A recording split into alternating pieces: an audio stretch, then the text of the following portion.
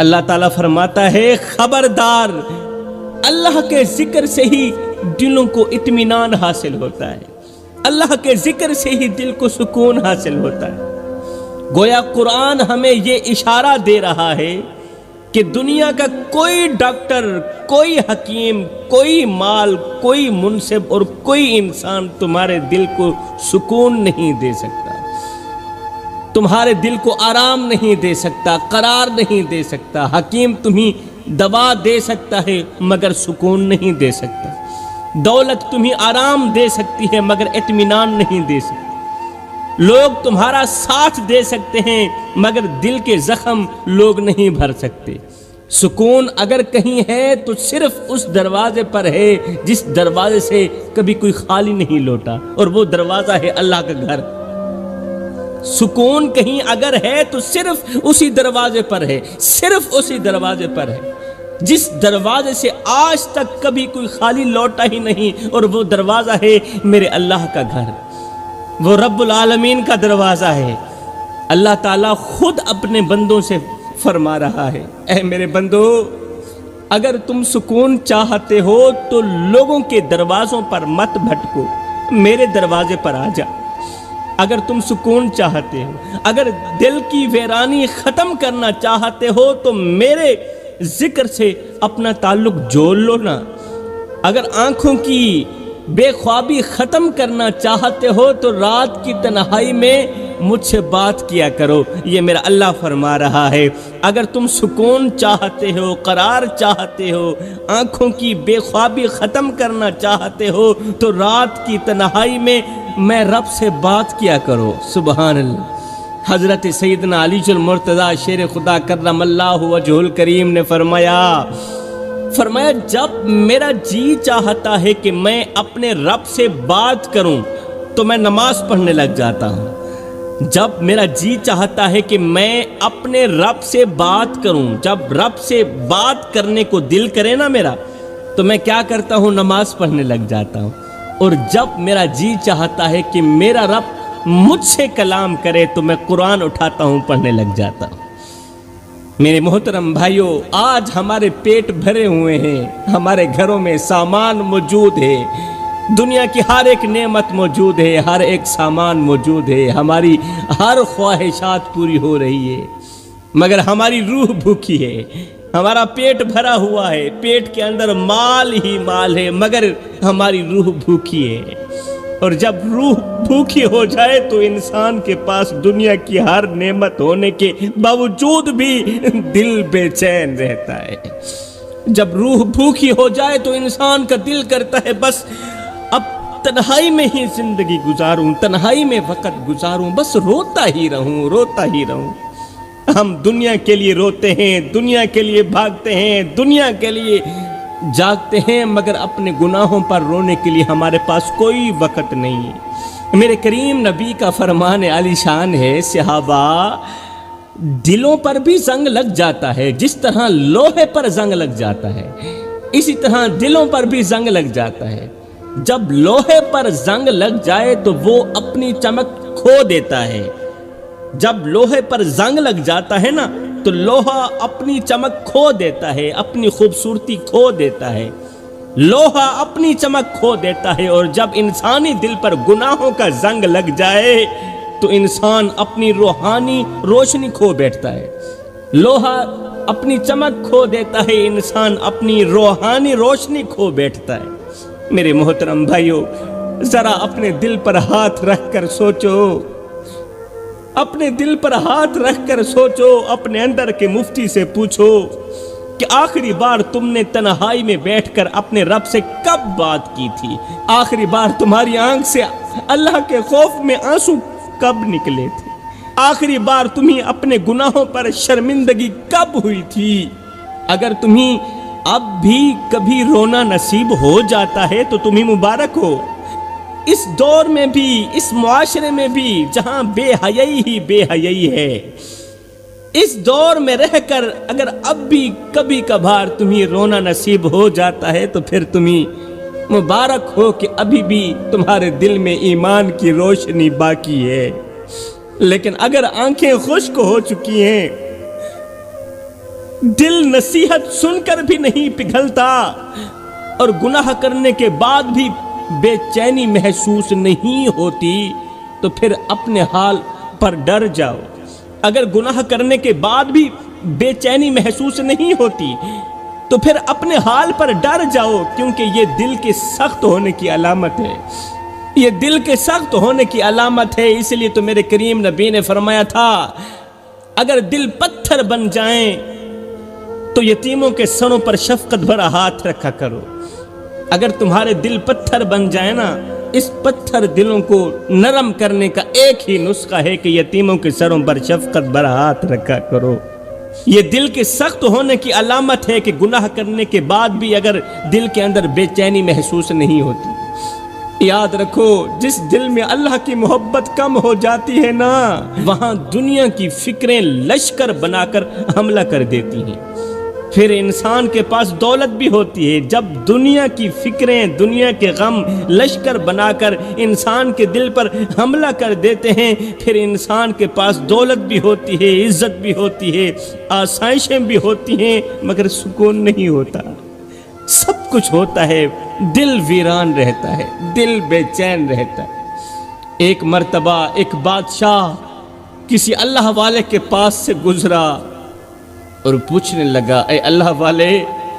دنیا کا سب سے غریب انسان کون ہے؟ بادشاہ پوچھنے لگا، اے اللہ والے، دنیا کا سب سے غریب انسان کون ہے؟ اللہ والے نے جواب دیا، وہ شخص جسے سکون کی ایک سانس بھی نصیب نہ ہو، جس کے پاس سکون نہیں، دولت کے ہوتے ہوئے بھی وہ غریب ہے، جس کے پاس سکون نہیں، جس کے پاس قرار نہیں ہے، اس کے پاس لاکھ دولت ہو، دولت کے انبار ہوں، خزانے کے ڈھیر لگے ہوئے ہوں، اس کے باوجود بھی وہ شخص غریب ہے۔ یہ سن کر بادشاہ کی آنکھیں جھک گئیں۔ وہ سوچنے لگا کہ لوگ تو مجھے بادشاہ کہتے ہیں، مگر اگر میرے دل میں سکون نہیں تو حقیقت یہ ہے کہ میں دنیا کا سب سے بڑا غریب انسان ہوں۔ لوگ مجھے امیر کہتے ہیں، مگر میں تو غریب سے بھی غریب انسان ہوں کہ کبھی بھی سکون کی نیند نہیں سویا۔ میرے بھائیو، اگر دل کی بے چینی صرف غربت کی وجہ سے ہوتی تو دنیا کا ہر مالدار انسان سکون کی نیند سو رہا ہوتا۔ ہاں جی،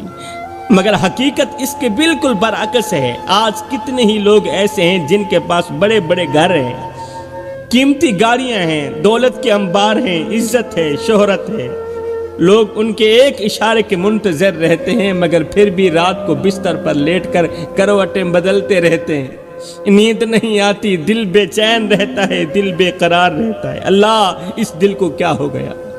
آخر ایسا کیوں ہے؟ اس لیے کہ دل سکون اپنے رب کے دروازے پر پاتا ہے، دل سکون پیدا کرنے والے کے دروازے پر پاتا ہے، مگر انسان اسے دنیا کے بازاروں میں تلاش کر رہا ہے۔ دل چاہتا ہے مجھے مسجد کی طرف لے جاؤ، مسجد میں ہی مجھے سکون ملے گا،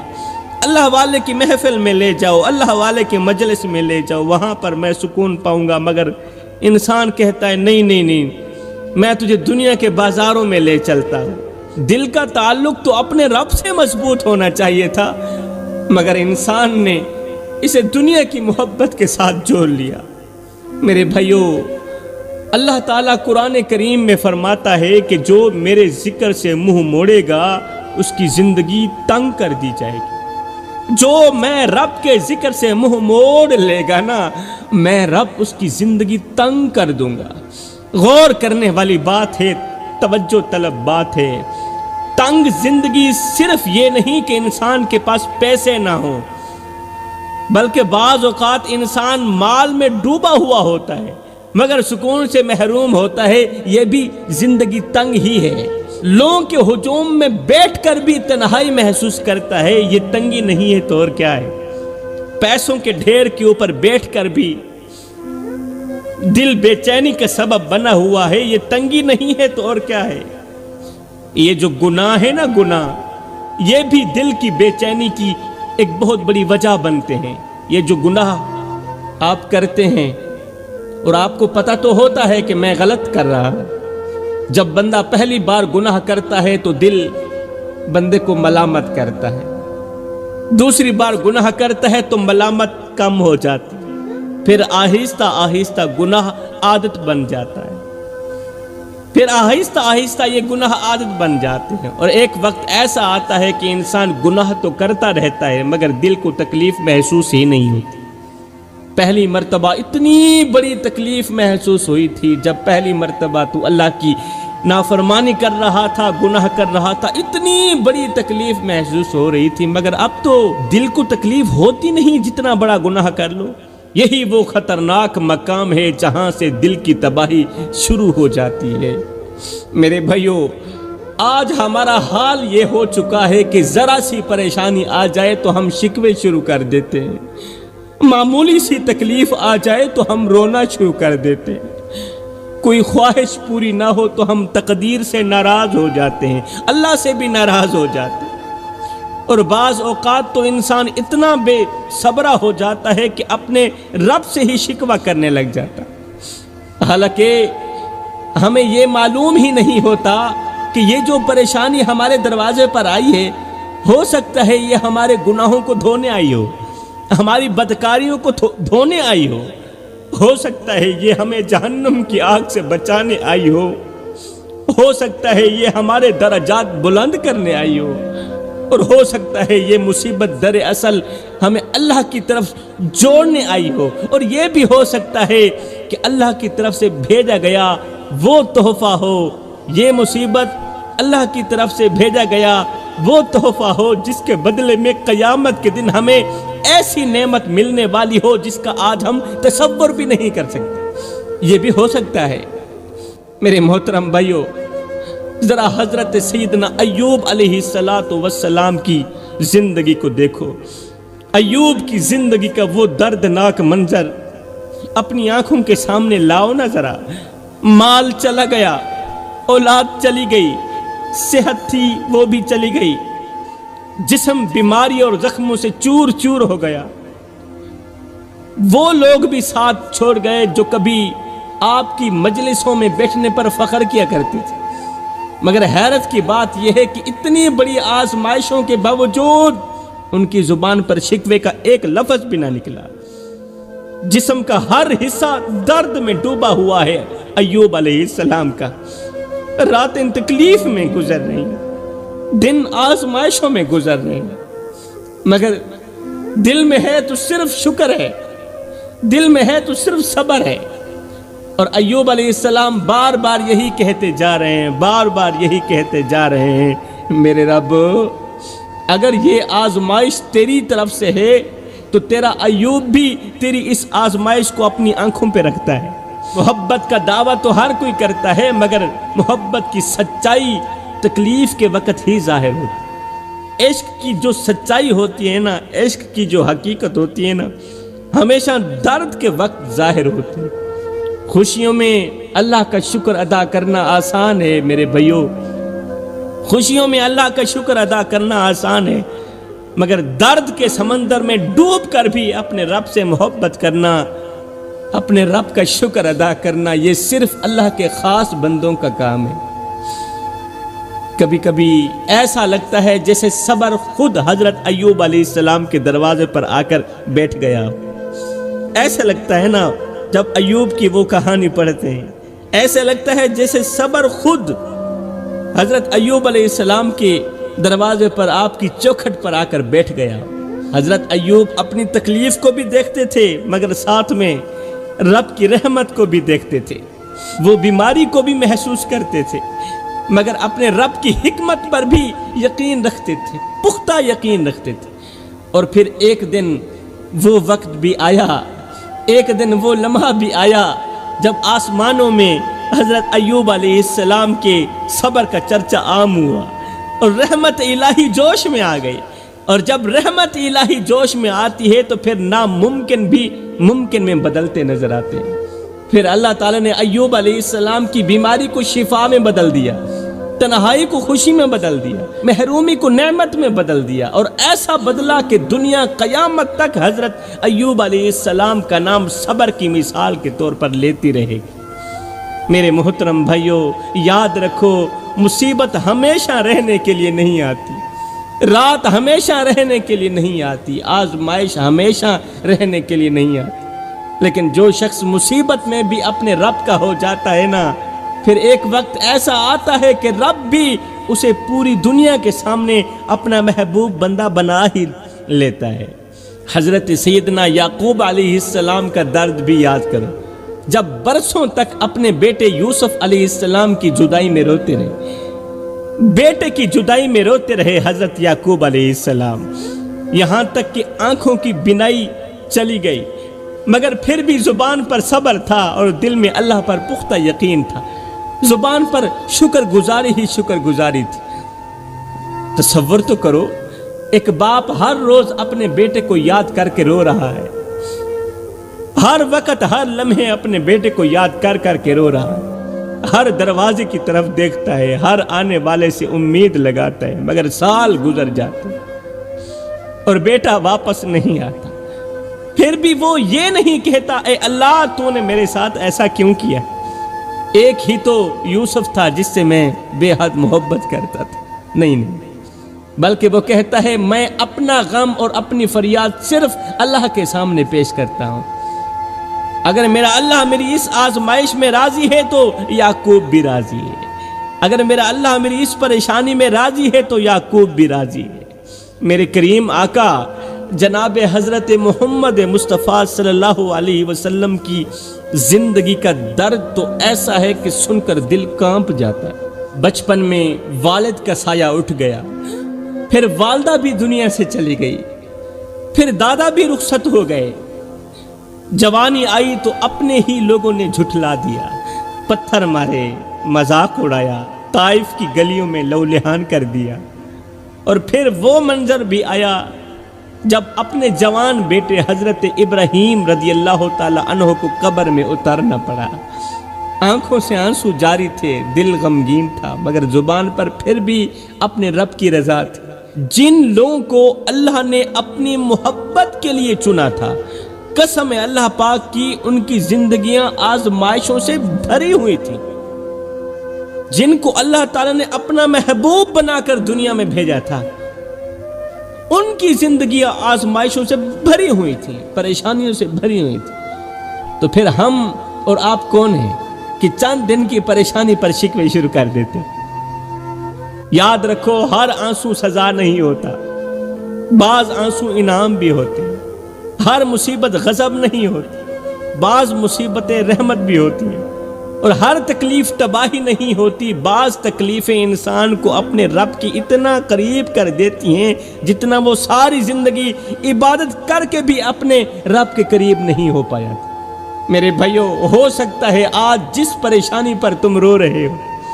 کل قیامت کے دن اسی پریشانی کی وجہ سے تم جنت کے ایسے مقام پر کھڑے ہو جہاں پہنچنے کا تم نے کبھی خواب بھی نہیں دیکھا تھا۔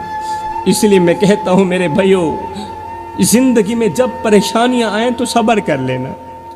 جب کوئی تمہیں دکھ دینے لگے تو صبر کر لینا، جب تمہارے اپنے تمہاری آنکھوں میں آنسو بھر دیں تو صبر کر لینا، جب تمہارا دل یہ سوچ سوچ کے ٹوٹنے لگے، یہ سوچ سوچ کے ٹوٹنے لگے کہ جن لوگوں کے لیے میں نے اپنی خوشیاں قربان کی، جن لوگوں کے لیے میں نے اپنی جوانی قربان کی، آج وہی لوگ مجھے پہچاننے سے انکار کر گئے ہیں، تب بھی صبر کر لینا۔ جب سینے میں درد ہو مگر سننے والا رب کی سوا کوئی نہ ہو، تب بھی صبر کر لینا، کیونکہ اللہ گواہ ہے کہ ہر مسکراتا ہوا چہرہ خوش نہیں ہوتا۔ بعض چہرے ایسے بھی ہوتے ہیں جو دن بھر لوگوں کے سامنے ہنستے ہیں اور رات کو اپنے رب کے سامنے ٹوٹ ٹوٹ کر روتے ہیں۔ آپ نے دیکھا ہوگا ایسے لوگوں کو، بہت سارے اس طرح کے لوگ ہوتے ہیں جو دن بھر لوگوں کے سامنے ہنستے ہیں، مسکراتے ہیں، خوشحال دکھائی دیتے ہیں، اور رات کو اپنے رب کے سامنے ٹوٹ ٹوٹ کے روتے ہیں، اور ان کا رونا میرے اللہ کو بہت پسند بھی آتا ہے، اور میرا اللہ بھی یہی چاہتا ہے، بس یہ روتا رہے اور میں رب اس کا رونا سنتا رہوں۔ بعض دل ایسے بھی ہوتے ہیں جن کے زخم نظر نہیں آتے مگر ان کے اندر قیامت برپا ہوتی، بعض لوگ اس طرح بھی ہوتے، مگر یاد رکھو میرے بھائیو، جو لوگ تمہیں رلاتے ہیں نا، وہ رلاتے ضرور ہیں مگر تمہاری قسمت نہیں لکھتے، تمہاری قسمت میرے محمد کا رب ہی لکھتا ہے۔ جو لوگ تمہیں چھوڑ کر چلے گئے ہیں نا، وہ خود چلے گئے ہیں، تمہارا رزق ساتھ لے کر نہیں جا سکتے،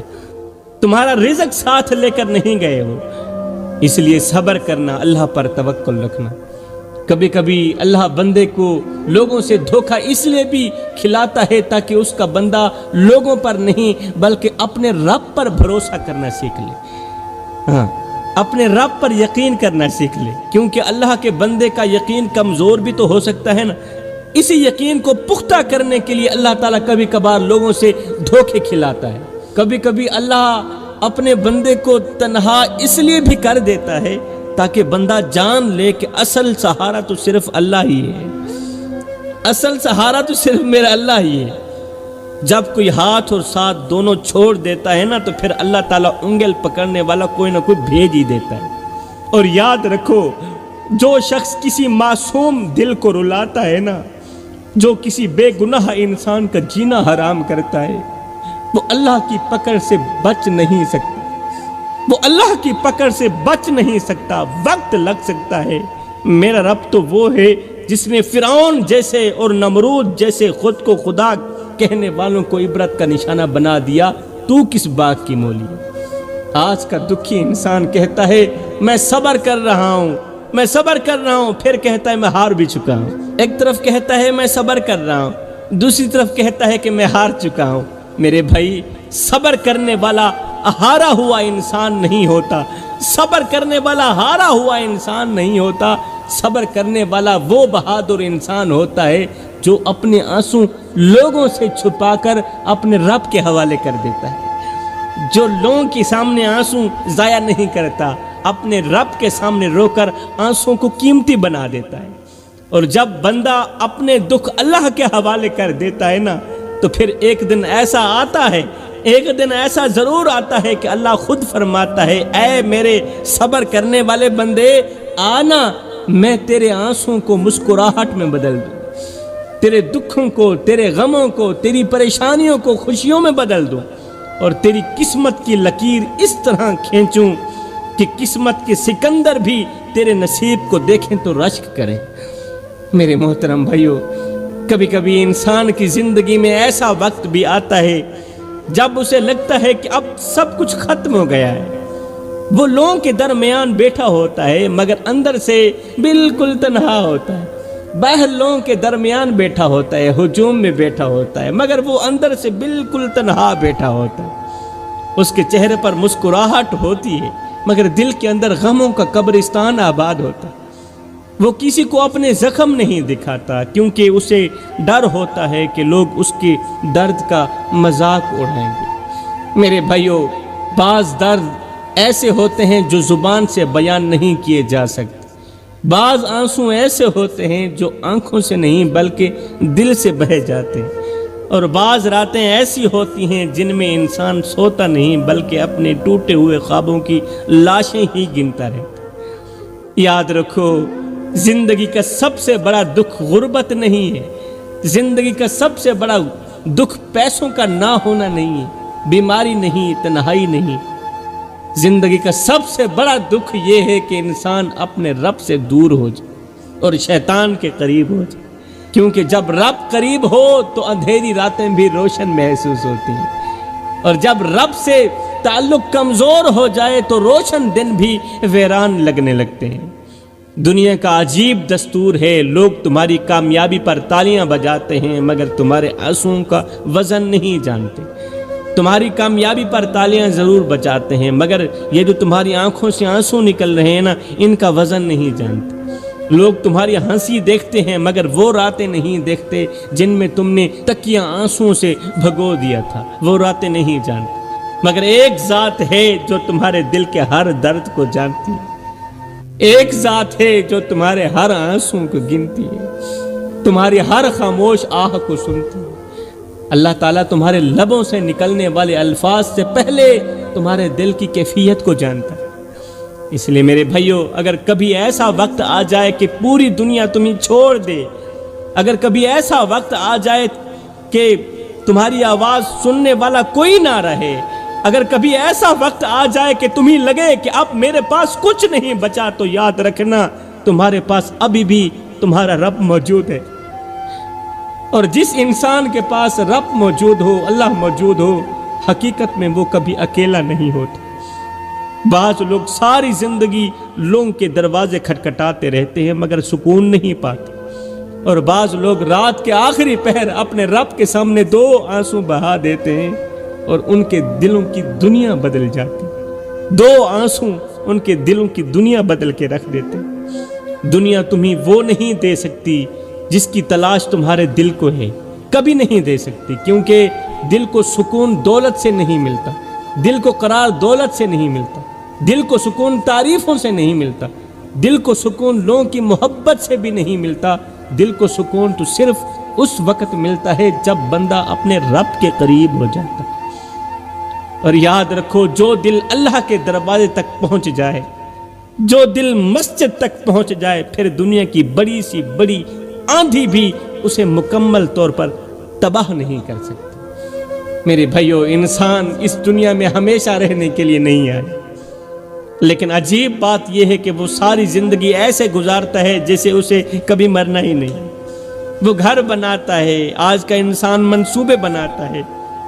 خواہشیں جمع کرتا ہے، دولت جمع کرتا ہے،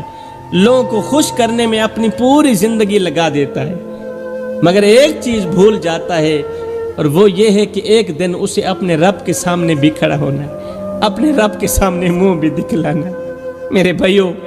دل کے اندر جو عجیب سی بے چینی رہتی ہے نا، اس کی ایک وجہ یہ بھی ہے کہ روح ہر وقت اپنے اصل گھر کو یاد کر رہی ہوتی۔ انسان کی روح ہر وقت اپنے اصل گھر کو یاد کر رہی ہوتی ہے، اسی لیے بھی انسان کا دل پریشان رہنے لگتا ہے۔ یہ دنیا روح کا اصل گھر نہیں ہے، یہ دنیا کی رونقیں یہ روح کا اصل گھر نہیں ہے، یہ دنیا کے خوبصورت گھر، یہ بنگلے، یہ گاڑیاں، یہ روح کا اصل گھر نہیں ہے۔ اس لیے تو دنیا کی ہر ایک نعمت حاصل کرنے کے باوجود انسان کے دل میں ایک خالی پن باقی رہ جاتا ہے۔ تم ایک خواہش پوری کرتے ہو تو دوسری خواہش پیدا ہو جاتی، دوسری خواہش پوری کرتے ہو تو تیسری سامنے آ جاتی۔ اگر سکون دولت میں ہوتا تو دنیا کے سب سے مالدار لوگ کبھی پریشان نہ ہوتے، اگر سکون پیسوں میں ہوتا تو دنیا کے سب سے بڑے امیر لوگ خودکشی نہ کرتے، اگر سکون شہرت میں ہوتا تو مشہور لوگ کبھی ڈپریشن کا شکار نہ ہوتے، اگر سکون لوگوں کی تعریفوں میں ہوتا تو ہر مشہور انسان خوش رہتا، مگر نہیں۔ تاریخ گواہ ہے کہ بڑے بڑے بادشاہ راتوں کو جاگتے رہے، بڑے بڑے امیر دل کے سکون کے لیے ترستے رہے، کیونکہ دل کی بھوک روٹی سے نہیں بھرتی، دل کی بھوک صرف اپنے رب کی یاد سے بھرتی ہے۔ حضرت حسن بصری رحمت اللہ تعالی علیہ فرماتے تھے